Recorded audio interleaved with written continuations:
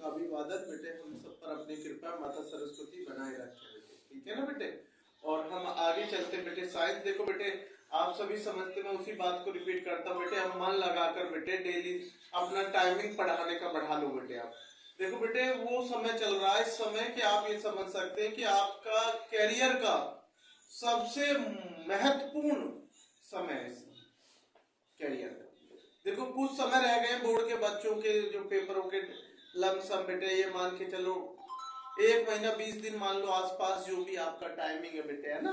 तो इसलिए अब थोड़ा सा समय है ना बेटा, अच्छे से मेहनत करो, लेकिन घबरा कर मेहनत मत करिए ना बेटा, नर्वस होइए। आप बस मेहनत करिए करो, बाकी मत।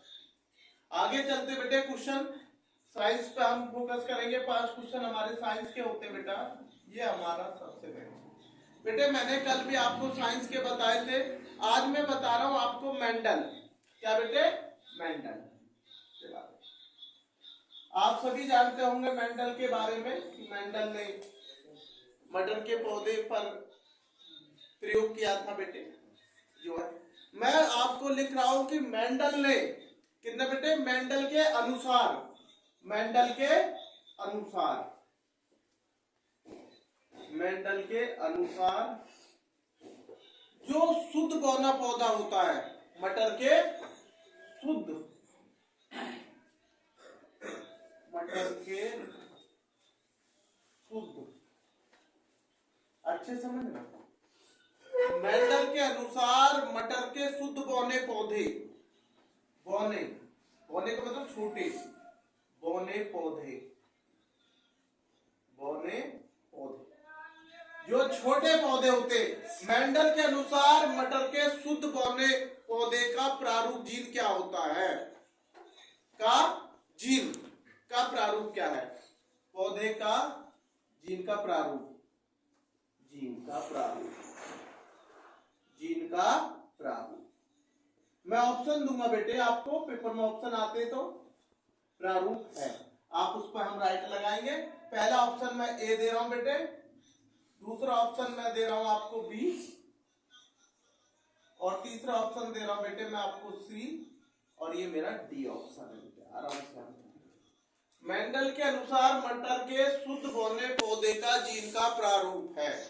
सबसे पहले लिख दिया मैंने बड़ा टी, कैपिटल टी होगा, ये लिख दिया मैंने बड़ा, ठीक है। बी ऑप्शन में मैंने लिख दिया दोनों छोटे टी, स्मॉल टी, ये लिख दिया। इसमें मैंने लिख दिया बड़ा टी और छोटा टी, और यहां मैंने लिख दिया पहले छोटा टी और फिर बड़ा टी, ठीक है बेटे। ये मैंने आपको 4 ऑप्शन दे दिए, इसमें क्वेश्चन है, अच्छे से समझ लो। मेंडल के अनुसार मटर के शुद्ध बौने पौधे का जीन का प्रारूप है बेटे। जब बौना पौधा आएगा तो छोटा स्मॉल टी आएगा आंसर में। क्या आएगा? छोटा, ये वाला भाई, ये है बौना पौधा, ये लो आंसर, ठीक है। समझ गए? बौना पौधे का शुद्ध रूप जो प्रारूप जीन है, छोटा डबल टी, समझ गए। अगला क्वेश्चन चलते हैं। इसी में मैं क्वेश्चन को बदलाव लाऊंगा, आप समझेंगे। मेंडल के अनुसार मटर के शुद्ध, दूसरा क्वेश्चन है मेरा ये, यहां पे मैं दूसरा क्वेश्चन लिख रहा हूं, ये लिख दिया मैंने दूसरा। मेंडल के अनुसार मटर के शुद्ध लंबे, ये लिख दिया भाई लंबे पौधे, क्योंकि वो तो कोई भी दे सकता पेपर में। मेंडल के अनुसार मटर के शुद्ध लंबे पौधे का जीन का प्रारूप, में मैंने एक अक्षर मिटा दिया, बाकी क्वेश्चन वही है सेम। अब इसमें ऑप्शन में दे रहा हूं कैपिटल टी, बी ऑप्शन में ले रहा हूं छोटा टी, सी ऑप्शन में ले रहा हूं बड़ा टी छोटा टी, और डी ऑप्शन में ले रहा हूं ये छोटा टी बड़ा टी, ये कैपिटल। अब लंबे पौधे तो आप समझ गए होंगे, ये बड़ा टी, नए विषय में दोनों डबल टी, क्लियर है? कोई क्वेश्चन करना किसी बच्चे को? मेंडल के अनुसार ये आपने 10th क्लास में भी पढ़ा होगा नहीं बेटे समझ में। तो ये शुद्ध लंबे पौधे बड़ी टीलों और बौने पौधे। क्लियर है? आगे चलते 2 क्वेश्चन हो गए। और कल के क्वेश्चन बेटे याद करें, उन्हें सब क्वेश्चनों को याद करके मुझे दिखाते रहो बेटे कि ये बताइए मुझे कोपिका कहाँ पाई जाती है। अगर याद करें तो कोपिका फेफड़ों में पाई जाती है। क्या काम है कोपिका का? कोपिका का काम है हवा से ऑक्सीजन लेती है और कार्बन डाइऑक्साइड छोड़ती है। तो बहुत महत्वपूर्ण है। अगर हम ऑक्सीजन नहीं लेंगे तो जीवित कैसे रह जाएंगे? समझने की बात नहीं है। तो कोपिका बहुत महत्वपूर्ण है। एक हमने पूछा था मास्टर ग्रंथि। देखो क्वेश्चन तो मैं पूछूंगा आपसे बीच बीच में। मास्टर ग्रंथि कौन सी होती है? पीयूष ग्रंथि। क्या होती है?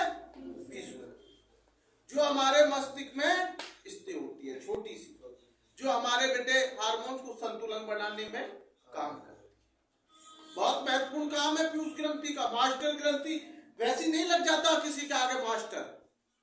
मास्टर ग्रंथि हर किसी भी क्षेत्र में मास्टर हो सकता है।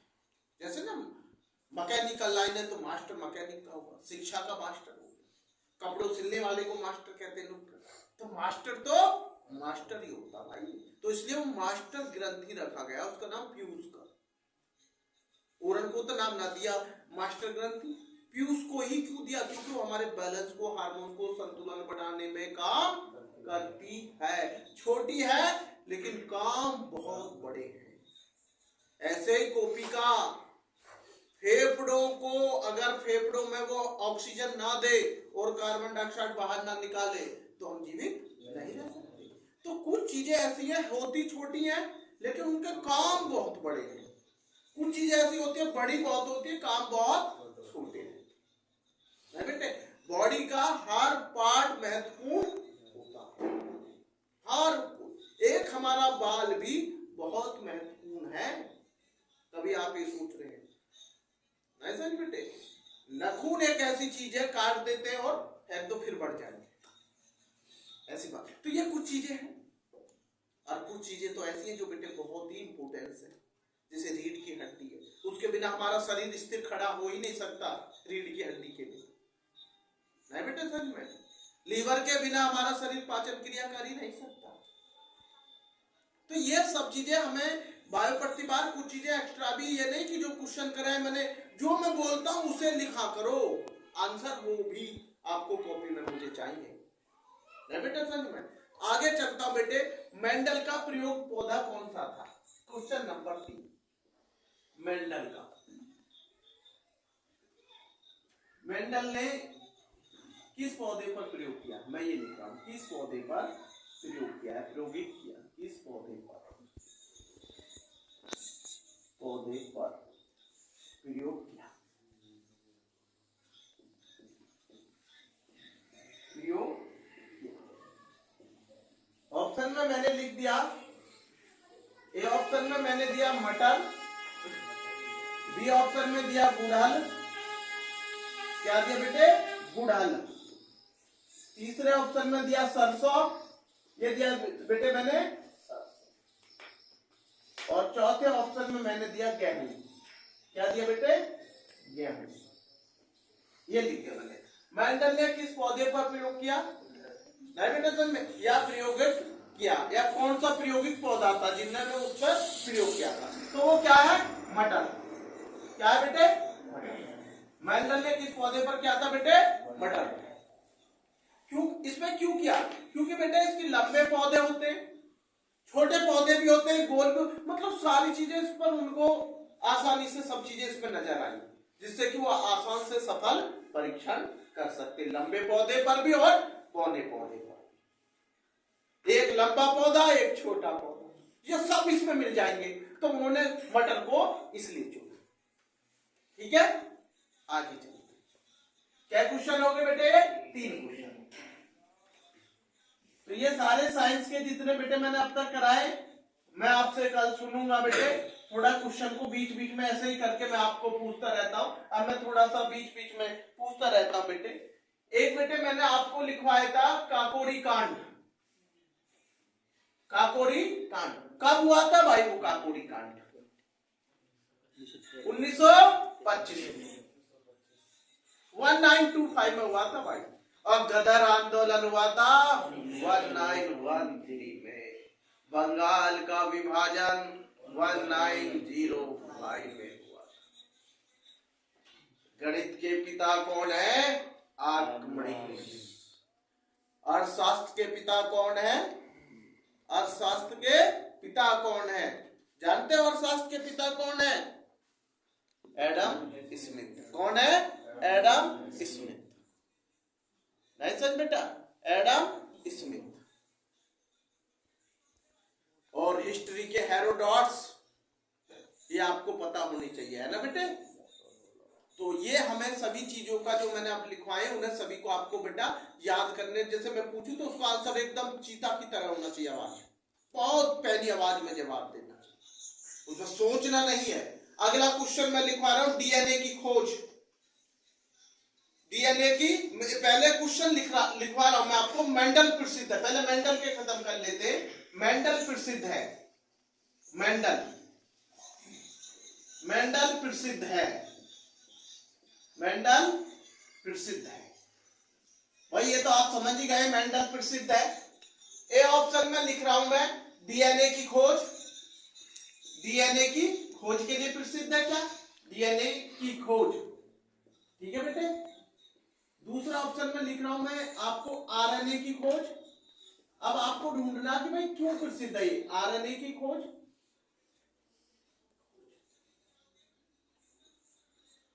या अनुवांशिकता, नहीं बेटा समझ में, या अनुवांशिकता के क्षेत्र में। अभी आप समझ लेना कि मैंने आपको बताया डीएनए, आरएनए, अनुवांशिकता, नहीं बेटा समझ में।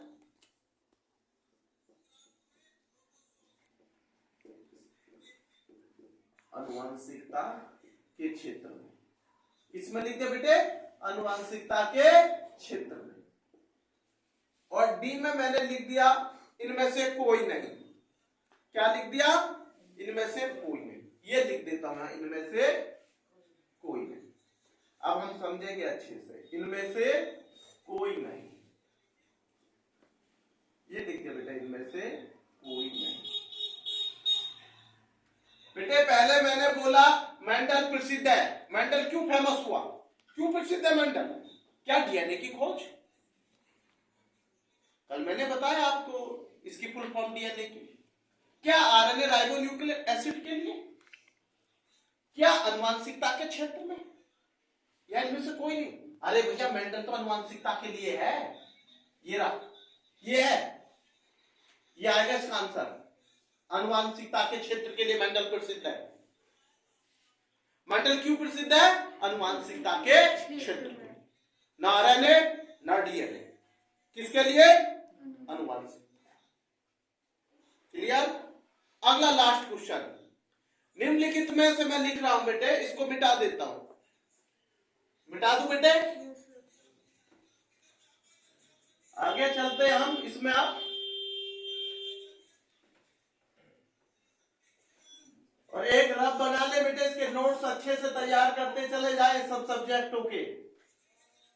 जितना आप आसान ज्यादा से ज्यादा नोट्स बनाएंगे उतना बेटे नंबर ज्यादा आने के चांस होते हैं बेटे। देखो बेटा मेरा जो क्वेश्चन है, निम्नलिखित में से कौन सा पदार्थ लेंस बनाने में प्रयोग नहीं किया जाता? निम्नलिखित में से, ये लिख रहा बेटे, थोड़ा बायो से हटाऊं लेकिन साइंस से जुड़ा हुआ हूं। निम्नलिखित में से, निम्नलिखित में से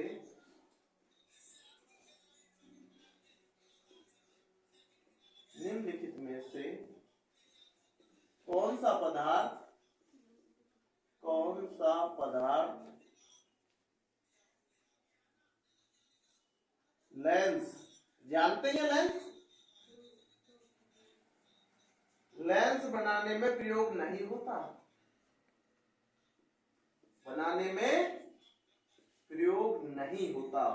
मैंने नहीं लिखा है, प्रयोग नहीं होता।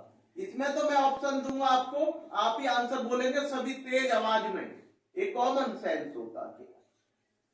मैंने लिखा निम्नलिखित में से, जो मैं लिख रहा हूं निम्नलिखित में से कौन सा पदार्थ लेंस बनाने में प्रयोग नहीं होता, या पदार्थ जो होता बेटे लेंस में प्रयोग नहीं होता।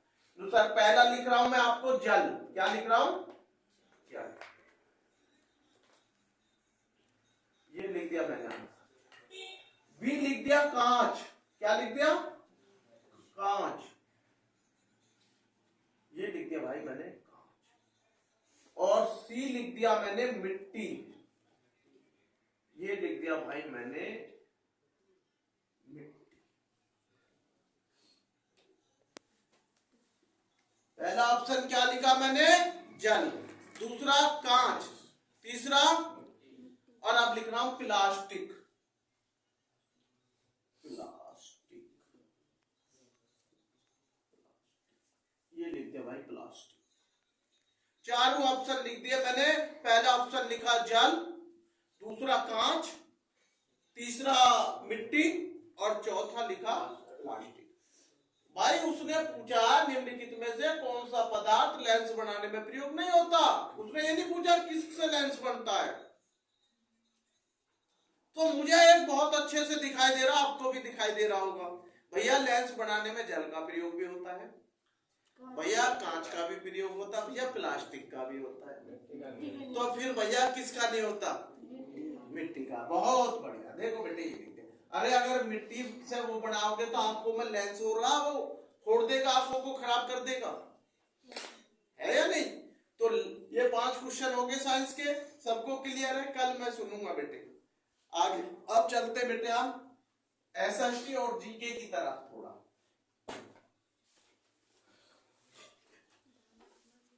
फिर मैथ पे आएंगे बेटे, लास्ट में आज मैथ करेंगे बेटे, क्या करेंगे लास्ट में, मैथ करेंगे। अब लेते हैं एसएसटी का जीके का मामला। कल एक क्वेश्चन हमने छोड़ा था, वो उसका आंसर नहीं दे पाए थे कुछ बच्चों का, उसमें था कि सर आंसर तो बता दो इसका, जाके आंसर तो मैंने आप पे छोड़ा था कि जीएसटी भारत में कब लागू हुई, क्वेश्चन तो मैंने आप पे छोड़ दिया था, ये आंसर नहीं दिया था। जीएसटी भारत में कब लागू हुई, भारत में कब लागू हुई, कब लागू हुई, मैं बताता हूं। जीएसटी ये तो मैंने आपको बता ही दिया था, जीएसटी क्या होती है, गुड्स, जो हमारा गुड्स होता है ना, वस्तु एंड सर्विस टैक्स, वस्तु और सेवा कर, ये तो मैंने आपको हिंदी में कल बता दिया था भाई जीएसटी क्या होती है। और यार टाइम आप जानते हैं जीएसटी का ज्ञान आपको होना बहुत जरूरी है, क्योंकि जीएसटी के बिना आप कोई भी व्यापार नहीं कर सकते। जीएसटी का ज्ञान होना चाहिए कि किसमें कितनी जीएसटी लगती है, किसमें कितनी जीएसटी लगती है, कितना क्या है। अभी आपको पता है कुछ समय पहले नवंबर में जीएसटी कम की गई थी, किन किन चीजों पे कितनी जीएसटी लगी, कितने कितने पे कम की गई, किस किस पे जीएसटी बढ़ाई गई। भाई ये ज्ञान आपको पूरा होना चाहिए। और विशेष तौर पर ये चीज तो बालक, अकाउंट का जो बालक है, जो कॉमर्स पढ़ रहा है, बीकॉम में एमबीए कर रहा है, भाई उसको तो पूर्ण रूप से जीएसटी के बारे में पता होनी चाहिए। तो मैं बताना चाह रहा हूं बेटे, जीएसटी भारत में कब लागू की गई, बताएगा कोई बच्चा? 1 जुलाई, 1 जुलाई, 1 जुलाई, आंसर दे रहा हूं, ये लिख दिया मैंने 1, ये लो भाई 1 जुलाई, 1 जुलाई 2017, ये लिख दिया, ये दे दिया भाई मैंने आंसर। 1 जुलाई 2017 में जीएसटी लागू की गई। चल तो कब से रहा था जीएसटी लागू की जाएगी, ये करा जाएगा, ये तो चलता रहता है, लेकिन लागू कब हुई? 1 जुलाई 2017 में। ठीक है, अगला क्वेश्चन हम चल रहे बेटे, सेकंड इसका अच्छे से समझना है बेटे। जीएसटी भारत में किस प्रकार का कर है? क्या बेटे? जीएसटी, जीएसटी भारत में पूछा मैंने, भारत में किस प्रकार का कर है? कर का मतलब टैक्स, किस प्रकार का कर है? क्योंकि टैक्स का नाम तो आप बहुत जल्दी से उकल लेते हैं, लेकिन कर आते नहीं, ये सोचते कर क्या है। जीएसटी भारत में किस प्रकार का कर का मतलब होता है टैक्स। ये लिख देता हूं भाई आपको, ये यहां से टैक्स, ये लिख दिया टैक्स, कर माने टैक्स। ये लो, जीएसटी के बारे में पहले बता चुका हूं बहुत सारी चीजें, ज्यादा आगे नहीं बोलूंगा जीएसटी का, कि जीएसटी की फुल फॉर्म और ये चीजें मैं पहले। ये बेटे देखो इनडायरेक्ट टैक्स है। क्या है? सर इनडायरेक्ट टैक्स को हिंदी में क्या कहते हैं? अप्रत्यक्ष कर, अप्रत्यक्ष कर। और एक होता है डायरेक्ट टैक्स, उसको बोलते हैं प्रत्यक्ष कर। तो जीएसटी डायरेक्ट टैक्स नहीं हो सकता। डायरेक्ट टैक्स में जो आते हैं प्रत्यक्ष कर में, जैसे सैलरी पर टैक्स नहीं बेटा सर, जो स्वयं की तुम्हारी स्वयं की इनकम जो मिलती है उस पर टैक्स डायरेक्ट टैक्स होता है। लेकिन ये क्या है? Indirect tax. नहीं बेटा समझ में? तो आप इसका क्या आंसर देंगे? अप्रत्यक्ष कर।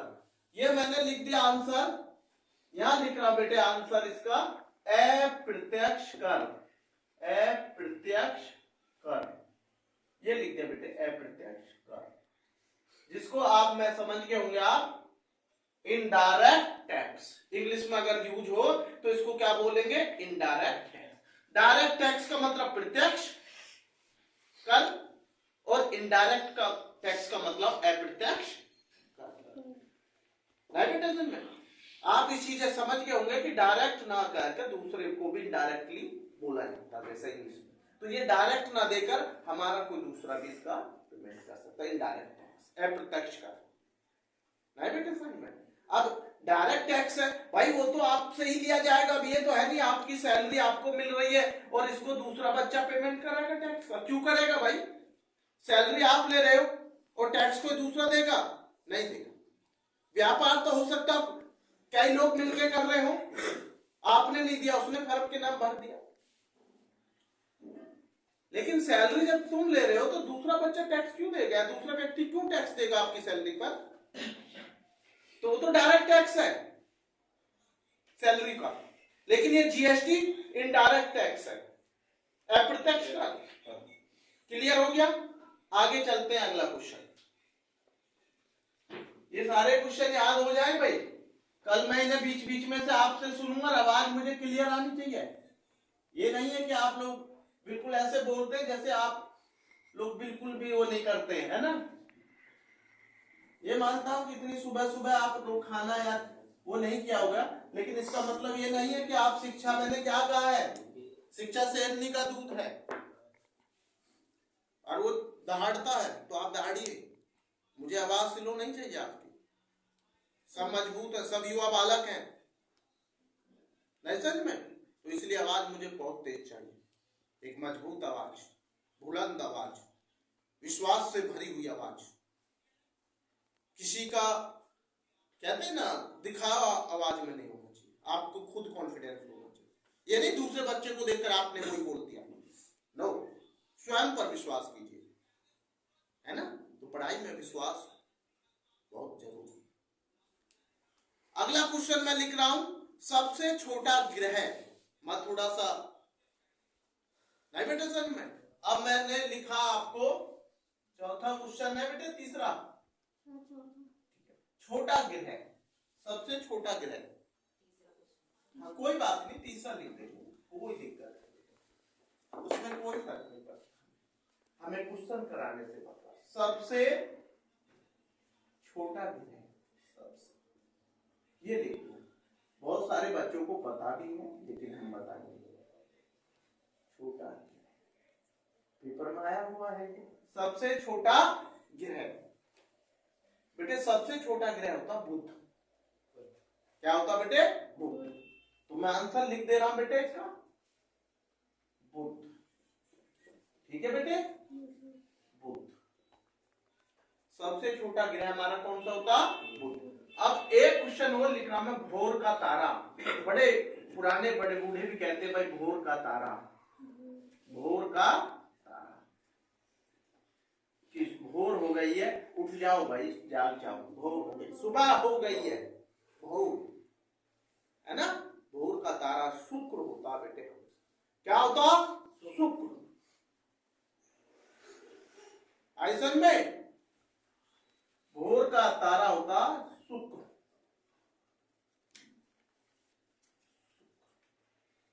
इसके साथ एक क्वेश्चन मुझे और याद आ रहा, कभी कभी मैंने देखा, तुला राशि का स्वामी भी शुक्र है। पूछ लिया जाता कभी कभी, शुक्र किस राशि का स्वामी है। जब भोर का तारा, तो तुला राशि का स्वामी भी शुक्र है।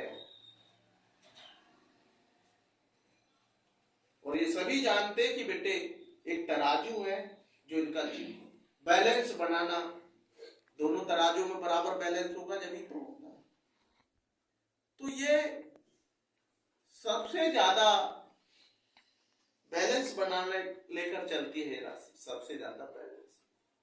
अपने से ज्यादा दूसरे के पर फिक्र करती है, दूसरे के भला ज्यादा सोचती है राशि, अपनों से ज्यादा सब पर वो करती, क्योंकि बेटा इसका स्वामी क्या है, शुक्र।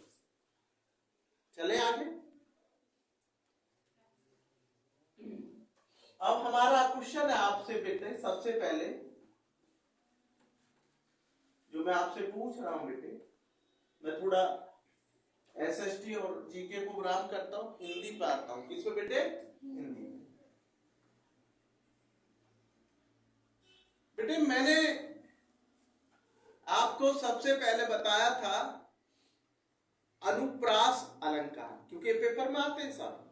18 फरवरी को पेपर है हिंदी का, 10th का, 12th का भी। कुछ बोर्डों के पहले स्टार्ट हो रहे हैं, बिहार बोर्ड सब, कुछों के बाद में स्टार्ट हो रहे हैं, राजस्थान जैसे सब।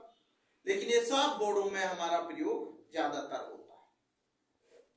भैया हम छोटी सी क्लासों में भी अब तो पढ़ रहे हैं बच्चे, छोटी क्लासों में अलंकार हैं और रस भी है, समास भी है, प्रत्यय भी है, उपसर्ग भी पेपर में आते। देखो समझो, पेपर में आपको बता, पेपर में प्रत्यय भी आता है, उपसर्ग भी आता है, समास भी आता है, अलंकार भी आते हैं, छंद भी आते हैं, रस भी आते हैं, मुहावरे भी आते हैं, पर्यायवाची भी पूछ लिया जाए। पेपर बोल दे रहा हूं जैसे कि कुछ एक पत्र भी आएगा हमारे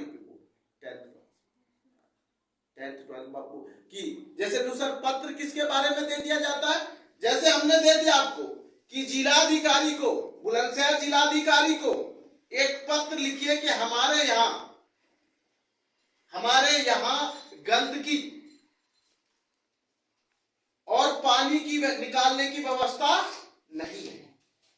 कोई भी नगर पालिका या नगर निगम सुनवाई नहीं कर रहा, तो हम एक पत्र लिख रहे हैं जिलाधिकारी बुलंदशहर को कि हमारी समस्या को समझ में एक मैं शॉर्ट में प्रारूप बोल देता हूं। सेवा में श्रीमान जिलाधिकारी बुलंदशहर विषय पे लिख दिया गंदगी और पानी की, गंदगी और पानी भरा हुआ है, उसको निकालने की व्यवस्था नहीं है।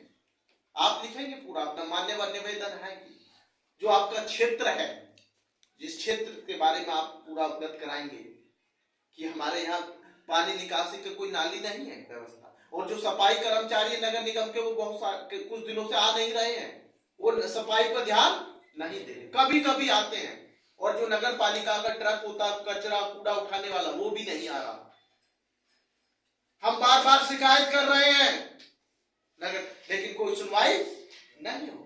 ये रटे नहीं जाते, ये बनाए जाते, लिखे जाते। सच वास्तविकता लिखो, लेटर को एक ऐसा लिखो जो पढ़ते नहीं एग्जामिनर कहे कि वाह क्या पत्र लिखा है। ये नहीं कि आपने रट लिया सेवा में श्रीमान बरेली, अरे नहीं। जब उसने जो पेपर में जिला दिया है आप उसका जिले के बारे में लिखेंगे, नहीं दिया तो अपने जिले के बारे में लिखिए। जिलाधिकारी को कहा तो जिलाधिकारी के लिए पत्र लिखेंगे। अगर आपसे पेपर में कहता नगर निगम आयोग, उसके लिए लिखिए। या बिजली विभाग की कोई समस्या है तो बिजली विभाग को लिखिए। ये नहीं आप एक रट ले सबको जिलाधिकारी लिख दे, पूछ रहा बिजली विभाग अधिकारी और आप लिख दे रहे जिलाधिकारी। जिसमें जो पेपर में कहा गया है पत्र, उसी के अनुरूप आपको लिखना है। में तो आपको पत्र का मतलब है कि आपको रटना नहीं है, आपको पत्र सीखना है। उसका प्रारूप कैसा होता है पत्र का, वो सीखना है। पत्र का विषय क्या है, जब तक आपको विषय नहीं पता होगा आप पत्र कैसे लिखेंगे? या छुट्टी वाला पत्र लिख देंगे स्कूल में एप्लीकेशन पिटाना चाहिए? नहीं, जो पेपर में कह रहा वो लिखेंगे। बहुत से बच्चों को पत्र नहीं आते, उसी को पेन के चालू कर देते। अरे नहीं भाई, पहले पत्र को समझिए, देखिए, जब लिखिए। पत्र कोई बड़ी चीज नहीं है लिखना। आप किसी भी डिपार्टमेंट में जाएंगे, कोई समस्या है, बैंक में जाएंगे तो वो आपसे कह देंगे एप्लीकेशन लिख कर लाइए। आप एप्लीकेशन आती नहीं मानो तो आप दूसरे भैया से कहेंगे भैया एप्लीकेशन में क्या लिखूं? इसलिए तो कहता हूं एप्लीकेशन को सीखिए, रटिए मत। हर प्रकार की एप्लीकेशन बच्चे पर आनी चाहिए। अगर आपने कोई लोन संबंधी लिया हुआ तो उससे संबंधित एप्लीकेशन।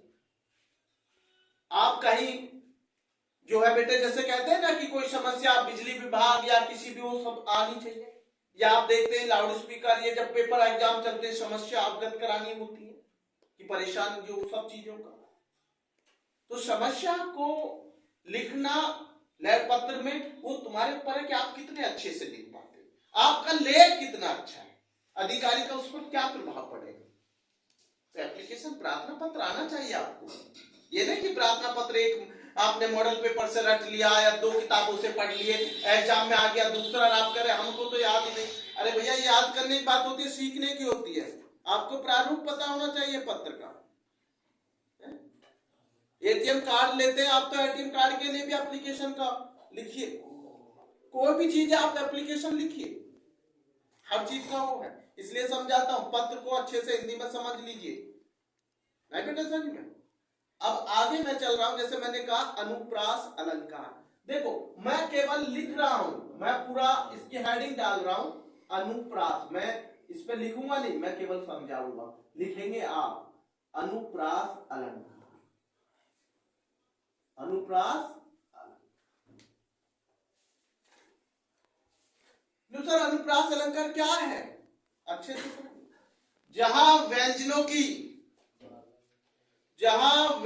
की बार बार आवर्ती होती है, जहां व्यंजनों की बार बार आवर्ती होती है, उसे अनुप्रास अलंकार कहते हैं।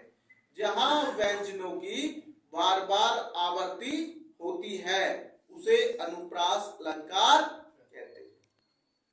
जैसे रघुपति राघव राजा राम, रघुपति राघव राजा राम।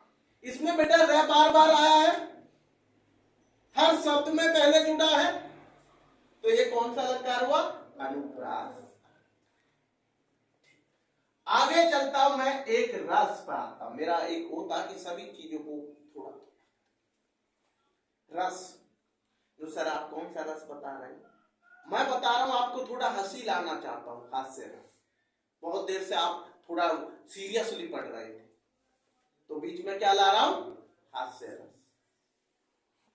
किसी के शरीर की बनावट, किसी के शरीर की बनावट और पहनावे से जो हंसी उत्पन्न होती है, उसे हास्य रस कहते हैं। किसी के शरीर की बनावट और पहनावे से जो हंसी उत्पन्न होती है, उसे हास्य रस कहते हैं। इसका स्थायी भाव हास्य रस है, हास्य है। अगर विकल्प में भी दे दिया जाता है, 3 भाव और दे दिए जाएंगे, एक हास्य दे दिया जाएगा विकल्प में, तो आप सोचना नहीं है, वहां आपको लिखना है हास्य। इसका हास्य रस का स्थायी भाव हास्य। कभी आप इसमें लिख दें, कभी वीरता की भावना, कभी नहीं, आप उसको समझिए वो क्या है। जैसे मैं इसका उदाहरण दे रहा हूं, लाल लाल मुंह के बंदर, लाल लाल मुंह के बंदर कूद पड़े लंका के अंदर, लाल लाल मुंह के बंदर कूद पड़े लंका के अंदर। ऐसा में तो ये सब चीजें क्या होती है बेटे, आपको एक हंसी का उदाहरण देना होता है, समझना जरूरी नहीं है यही उदाहरण आप दे, एक हंसी प्रकट होनी चाहिए, हास्य रस। ऐसा में जैसे एक बच्चा कह रहा था सर पहले जो जय गणेश जय गणेश जय गणेश देवा, है ना, तो जय गणेश जय गणेश जय गणेश देवा। तो हमें ऐसा वर्ड बाद में उनके प्रति नहीं बोलना है कि जो भगवान के प्रति बोलना है। आप ऐसा बनाइए कि जो आपको हंसी उत्पन्न करे, नहीं बेटा समझ में। तो ये सब चीजें बेटे हास्य रस। तो अब हम चलते हैं बेटे, ये मेरा दूसरा पॉइंट था बेटे, हास्य रस। ये मैंने आपको समझा दिया, ये बेटे मैंने आपको हास्य रस। तीसरा पॉइंट है बेटे मेरा सलेस अलंकार। क्या? सलेस अलंकार। ये लिख दिया मैंने, सलेस अलंकार। ये सलेस अलंकार क्या है? जहां एक शब्द के अनेक अर्थ निकलते हों, जहां एक शब्द के अनेक अर्थ निकलते हों, उसे सलेस अलंकार कहते हैं। जहां एक शब्द के अनेक अर्थ निकलते हों, उसे सलेस अलंकार कहते हैं। शब्द एक, अर्थ अनेक, इसको कहते सलेस अलंकार। शब्द एक, अर्थ अनेक, इसे कहते सलेस अलंकार। और यमक अलंकार में क्या फर्क है? इसमें देखो कितना सा फर्क है। मानो जहां एक शब्द के दो या दो से अधिक अर्थ निकलते हो, उसे यमक अलंकार कहते हैं। जहां एक शब्द के दो या दो से अधिक अर्थ निकलते हो, उसे यमक अलंकार कहते हैं। और जहां एक शब्द के अनेक अर्थ निकलते हो, उसे बेटे सलेस अलंकार कहते हैं। मैंने देखा है कि ज्यादातर बच्चे यमक और सलेस में कंफ्यूजन में रहे। मैं देखता हूं जब भी कॉपी टेस्ट होते हैं, पेपर जब देखते हैं, तो इनमें बड़ा कंफ्यूजन पैदा हुआ, क्योंकि सलेस के में यमक की लिखाते हैं परिभाषा और यमक के में सलेस की लिखाते हैं। उसका उदाहरण वहां लिख देते, उसका उदाहरण लिखा देते और मन में क्या संतुष्टि कर लेते, मैं तो अच्छे से करके आया, बढ़िया नंबर मिलेंगे। लेकिन आपने फर्क नहीं देखा। अब फिर समझ लीजिए फर्क। यमक अलंकार क्या होता है? जहां एक शब्द के दो या दो से अधिक अर्थ निकलते हो, जहां एक शब्द के दो या दो से अधिक अर्थ निकलते हो, उसे यमक अलंकार कहते हैं। नहीं बेटा समझ में? और सलेस अलंकार क्या है? शब्द एक है, अर्थ अनेक है, उसको क्या कहते हैं? सलेस अलंकार। एक उदाहरण बड़ा फेमस है सलेस अलंकार का, रही मन पानी राखिए, रही मन पानी राखिए, बिन पानी सब सून, पानी गए ना उबरे, मोती मन शून। रही मन पानी राखिए, बिन पानी सब सून, पानी गए ना उबरे, मोती मन शून। ये किसका उदाहरण है? सलेस अलंकार का उदाहरण। सलेस अलंकार का। आगे मैं चलता हूं, एक अलंकार मेरा पेपर बार बार आता, उत्प्रेक्षा अलंकार। उत्प्रेक्षा, उत्प्रेक्षा अलंकार, उत्प्रेक्षा अलंकार। अच्छे से समझना, इसके बारे में ज्यादा पहले बोला भी नहीं हूं, तो इतना आप समझ जाएंगे। उत्प्रेक्षा अलंकार, जहां उपमे में, देखो अच्छे से समझो, जहां उपमे में उपमान की संभावना हो, जहां उपमे में उपमान की संभावना हो उसे उत्प्रेक्षा अलंकार कहते हैं। जहां उपमेय में उपमान की संभावना हो उसे उत्प्रेक्षा अलंकार कहते हैं। आई समझ बेटे, जहां उपमेय में उपमान की संभावना हो उसे उत्प्रेक्षा अलंकार कहते हैं। जैसे सोवत ओढ़े, सोवत ओढ़े पीत पटु, सोवत ओढ़े पीत पटु, श्याम सलोने गात, मानो नीलमणि सैल पर, मानो नीलमणि सैल पर, आता प्रभो प्रभात, आता प्रभो प्रभात। तो सारे से एक बार और बता दीजिए। सोवत ओढ़े पीत पटु, सोवत ओढ़े पीत पटु, श्याम सलोने गात, मानो नीलमणि सैल पर, आता प्रभो।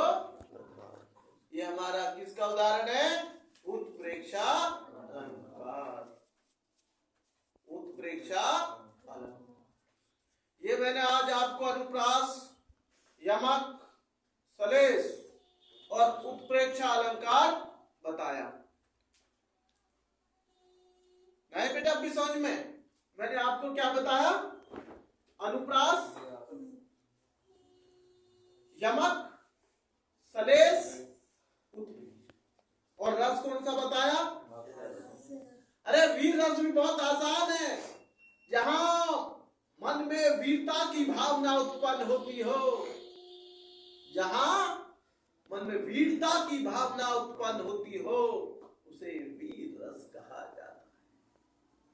जहां वीरता की भावना उत्पन्न हो उसे वीर रस कहा जाता है। अब मैं हिंदी को थोड़ा एक क्वेश्चन पूछ के मैं हिंदी को बंद करूंगा।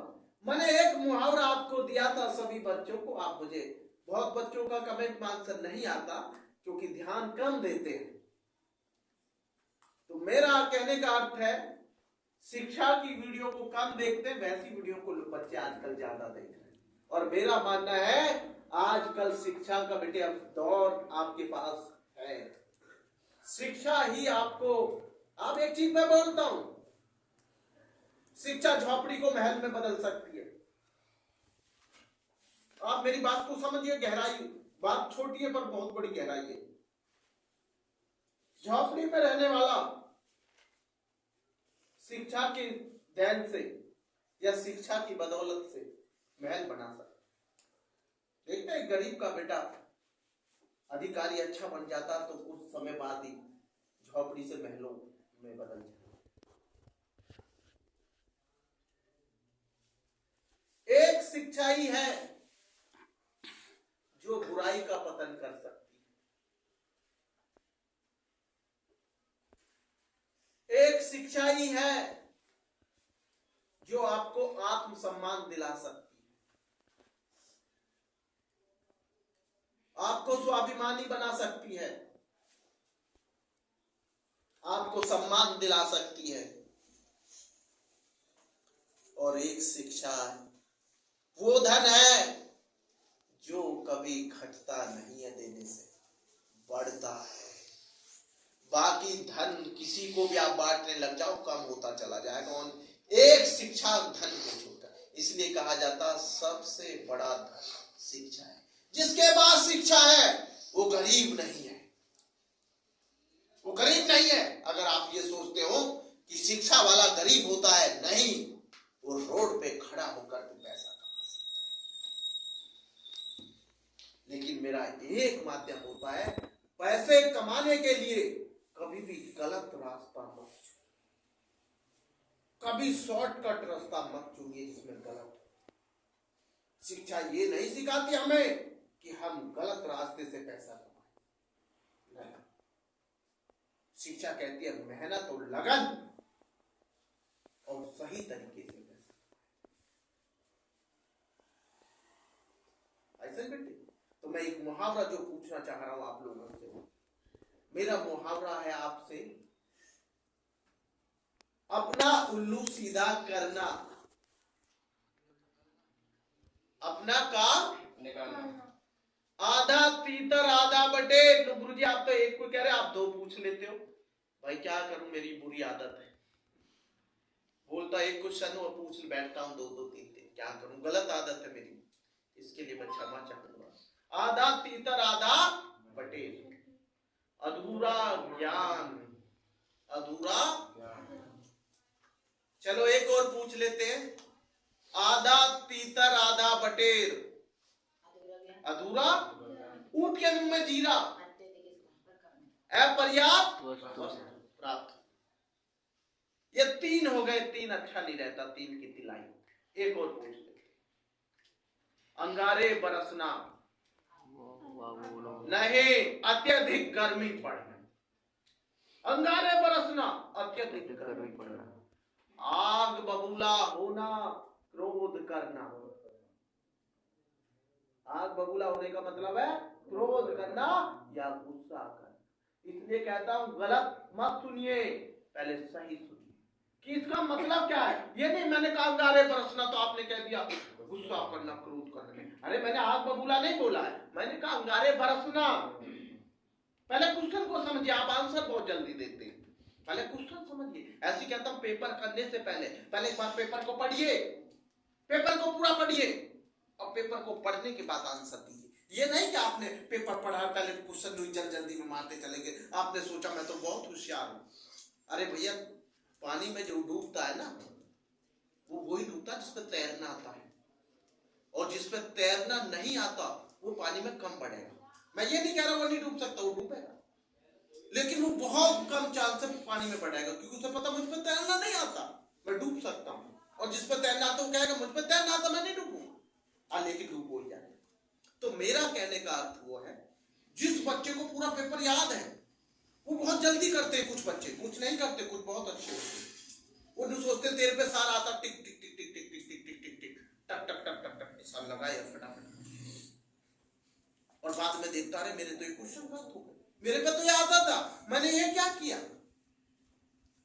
और कुछ बच्चे इतने समझदार होते हैं, पहले 10-15 मिनट बोर्ड का पेपर पढ़ते हैं, समझते हैं, और जब पेपर में निशान जब हल करते ना बेटा, वो कामयाबी का मूल मंत्र होता। पहले समझना सीखना कर, ये नहीं टक टक टक टक टक टक टक टक निशान लगाते चले गए और आप राजी हो गए मेरा पेपर सबसे पहले खत्म हो गया, मैंने क्लास में सबसे पहले पेपर कर लिया सर जी। अच्छा भाई पहले सबसे पहले कर लिया, अरे जो होशियार बच्चा तो वो पीछे अभी लिख ही रहा है। अरे वो लिख नहीं रहा, वो समझ के काम कर रहा पूरा, और आपने टक टक टक टक टक टक निशान लगा के बहुत जल्दी कर दिया। मैंने तो 1 घंटा में पेपर कर दिया, आपने 1 घंटा में हो सकता आधे से ज्यादा गलत कर दिए। तो जल्दबाजी मत करिए, इनाम नहीं मिल रहा वहां 3 घंटे 15 मिनट आपको जो मिली है पेपर में, आप उनका सदुपयोग कीजिए। एक मिनट का आप उनको मिनट को ये मत कीजिए कि मैं जल्दी से खत्म कर लूं। जो आपको 195 मिनट मिली है, 195 मिनट आपको मिली है पेपर में, या 180 मिनट पूरी मिली है, एक सेकंड 1 मिनट का आपको अच्छे से प्रयोग करना। ये नहीं कि आपने 60 मिनट में पेपर करके 120 मिनट बचाते आपने इनाम पा लिया, कुछ नहीं मिलेगा, आप 3 घंटा बाद ही पेपर से निकलेंगे। समझ गए? मैं चलता हूं अब थोड़ा आपको बेटा मैथ का, क्योंकि मैं मैथ पे एंड करूंगा। मैंने मैथ में कल आपको बताया था बेटे मीन निकालना है ना बेटे। मैं एक क्वेश्चन आपको दे रहा हूं, सबसे आज मैं एक बड़ा क्वेश्चन करूंगा, आपको याद भी पहले मैं करा चुका हूं। माध्यिका, निम्नलिखित सारणी से माध्यिका ज्ञात कीजिए। निम्नलिखित सारणी से, इस क्वेश्चन पे मैं खत्म करूंगा जब निम्नलिखित सारणी से। निम्नलिखित क्वेश्चन पेपर में इस टाइप का होता है, निम्नलिखित सारणी से माध्यिका ज्ञात कीजिए। सारणी से माध्यिका, माध्यिका ज्ञात, माध्यिका ज्ञात, ये लिखते लिखते माध्यिका। माध्यिका का मतलब समझ गए होंगे, मीडियन। ये रहा मीडियन, क्या बेटे? मीडियन। सब समझ गए होंगे। फाइंड द टेबल से जो हमें करना बेटे वो मीडियन निकालना। क्या निकालना? मीडियन। मैंने आपको दे दिया सवाल क्लास इंटरवल, क्या दे दिया? Class interval. और ये मैंने दे दिया f। तो मैंने ये f दे दिया बेटे 0 से 10, 10 से 20, 20 से 30, 30 से 40 और 40 से 50 पे इतना आपको दूंगा पेपर में, ज्यादातर इतना ही होता है। ये मैंने क्लास इंटरवल दे दिया। मैंने आपको पहले समझा देता हूं, क्लास इंटरवल का मतलब होता है वर्ग अंतराल। वर्ग एफ का मतलब सब बच्चों को पहले भी बता चुका हूं, फिर बता दे रहा हूं। फ्रीक्वेंसी होती है जो बारंबारता बोलते हैं। क्या होती है ये? बारंबारता। हर किसी की बारंबारता अलग है, हर किसी की बारंबारता अलग है। ये मैं आपको दे रहा हूं, जैसे हम 3, 2, 10, 4, 3, ये हम दे रहे 3, 2, 10, 4, 3। बेटा उनसे बोल दो कि ये 2 मिनट में आ रहे हैं। 0 से 10, 10 से 20, 20 से 30, 30 से 40, 40 से 50। ये हमारा है 3, 2, 10, 4, 3। तो ये हमारा सबसे मेन चीज हो गया बेटे। तो ये बेटा मैं सबसे मेन चीज में ले रहा हूं CF। क्या निकाल रहा हूं बेटे? CF। ये यहां से मैंने ले दिया CF। F को बेटा मैंने पहले उतारा, ये 3। देखो कैसे निकालेंगे, जो पहले की F है वही बेटा हमारी CF है। 3, 2, 5, इसमें ऐड करा बेटे 15 हो गया, ये जोड़ा बेटे 19 हो गया, और ये जोड़ा तो 22 हो गया। सर कैसे निकाल दिया? पहले 3 जो F थी वो फ्रीक्वेंसी वही CF होती है, फिर इसमें 2 ऐड करा 3 में, तो कितना हो गया? 5 में ऐड किया मैंने 10 है बेटे, तो ये कितना हुआ? 15 में 4 जोड़े 19 हो गया बेटे, और 19 में 3 जोड़े तो 22। क्लियर है? अब मैं यहां से बेटे इसका m बराबर n/2 लिख रहा हूं। n/2 बेटे f को ही n भी बोलते हैं नंबर, वही बात है बेटे। ये 22 आई, आप जोड़ लेना 22 आई, 3, 2, 5, 10, 15, 15, 4, 19, 3, 22। तो बेटे मैंने यहां क्या लिखा? 22/2। 22/2 तो कितना आ गया m मेरा यहाँ? 11। देख लीजिए कितना आ गया? 11। क्लियर है यहां तक? अब मेरा ये जो 11 का मायने, इसे समझना, देखो कितना अच्छे से समझा बेटे। CF में देखना है या तो 11 हो या मोर देन उससे अधिक हो, लेकिन क्रम के अनुसार। ये नहीं आप कहते 19 भी तो अधिक है सर, 22 भी तो अधिक है, इसमें क्यों नहीं ले रहे आप? नहीं, क्रम के अनुसार देखो। 3 छोटा है 11 से, नहीं देखूंगा, बिल्कुल नहीं देखूंगा सर। 5 भी छोटा है, बिल्कुल कुछ नहीं देखूंगा, लेकिन 15 ज्यादा है, मैं इसमें देखूंगा अनुसार, असेंडिंग के अनुसार। तो 15 देख बेटे, ये मेरा हो गया F। क्या हो गया? F। और ये मेरी होगी L1 और ये होगी L2। ये वाला कॉलम बाबूजी ये लो, देखो मैंने गोला भी खींच दिया। क्लियर? गुरुजी अब आपका F भी हो गया। F के बिल्कुल सामने क्या रखा हुआ है? 15। जिसमें मैंने देखा वो C नहीं होती, उससे ऊपर वाली संख्या C होती है। ये वाली संख्या इसमें C मानी जाएगी नियम के अनुसार। नियम के अनुसार नहीं बेटा, अभी समझ में? नियम के अनुसार क्या मानी जाएगी? C। नहीं बेटा समझ में? तो ये सबसे पहले से देखो, 1 मिनट बेटे, अब देखो आप बस 2 मिनट रुक जाइए, मैं पढ़ा के आपको। तो सबसे मेन पॉइंट है बेटा मेरा m बराबर n/2, ये निकल गया। क्लियर है यहां तक? अब मेरा ये C भी हो गया, F भी होगा, L1 L2 भी हो गया। इसको थोड़ा मिटा दूं, जगह कम है, सवाल करना है मुझे। ये बेटे मैंने यहां से ले लिया बेटे। फॉर्मूला क्या है मेरा मीडियन का? जो मेरा माध्यिका है, क्या बेटे? माध्यिका बराबर जो मेरा मीडियन है, क्या बेटे? बराबर L1 plus L2 minus L1 upon F, और ब्रैकेट में M minus C। M minus C ये लिख दिया मैंने। L1 plus L2 minus L1 upon F, bracket में M माइनस C, और यहां मैं ब्रैकेट को क्लोज कर दिया। ठीक है बेटे? अब मेरा L1 देखिए कितना आया? 20, तो मैंने यहां रख दिया 20, प्लस का चिन्ह लगाया। L2 कितनी है 30, 30 माइनस 20 कर दूं, ये करते हैं 30 माइनस 20। F कितना 10, F कितना 10, ये मैंने लिख दिया नीचे 10, और बेटे ये मैंने ब्रैकेट में M कितना मैंने अभी थोड़ी देर पहले निकाला था 11 आया, 11 माइनस ये कितना C 5। क्लियर है सबको, कोई कुछ पूछना?